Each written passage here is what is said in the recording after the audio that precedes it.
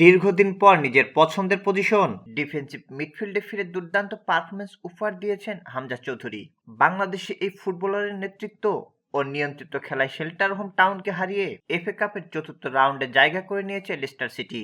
শনিবার তৃতীয় রাউন্ডের ম্যাচে প্রতিপক্ষকে 2-0 গোলে পরাজিত করেছে দলটি।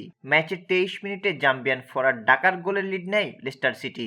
বিরতির ঠিক আগে ব্যবধান দ্বিগুণ করেন স্টেফি। দ্বিতীয়ার্ধে আর কোনো গোল না হলেও 2 গোলের ব্যবধান ধরে রেখেই জয় নিশ্চিত করেছে এই দলটি। এদিন মাঠে লেস্টার সিটির অধিনায়ক ছিলেন হামজা চৌধুরী। প্রতিপক্ষের মাঠে ম্যাচের শুরু থেকে একাদশে ছিলেন হামজা। পুরো 90 মিনিট খেলেন তিনি। মাঝমাঠে খেলাকে নিয়ন্ত্রণ করার পাশাপাশি আক্রমণে সক্রিয় ছিলেন এই বাংলাদেশি মিডফিল্ডার। ম্যাচে 3 গোলের উদ্দেশ্যে 2টি শট নেন এবং সর্বোচ্চ 95 বার বল স্পর্শ করেন।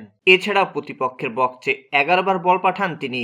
রক্ষণেও ছিলেন সমান কার্যকর। হামজা 3টি সফল ট্যাকল করেন, 2টি বল রিকভারি এবং একটি গুরুত্বপূর্ণ শট ব্লক করে শেল্টেন হোমের আক্রমণ ব্যর্থ করে দেন। পাশাপাশি 2 বার সফল ডিবল করেন এবং ম্যাচে সর্বোচ্চ 3 বার ফাউলের শিকার হন। এফএ কাপের চতুর্থ রাউন্ডে লেস্টার সিটি প্রতিপক্ষ কি হবে তা নির্ধারিত হবে সোমবার। এফএ কাপে সাফল্য পেলেও লিগ চ্যাম্পিয়নশিপের খুব একটা ভালো অবস্থানে নেই লেস্টার সিটি। শেষ 10 ম্যাচের মধ্যে 5টিতে হেরে পয়েন্ট টেবিলে 12 নম্বরে অবস্থান করছে এই দলটি।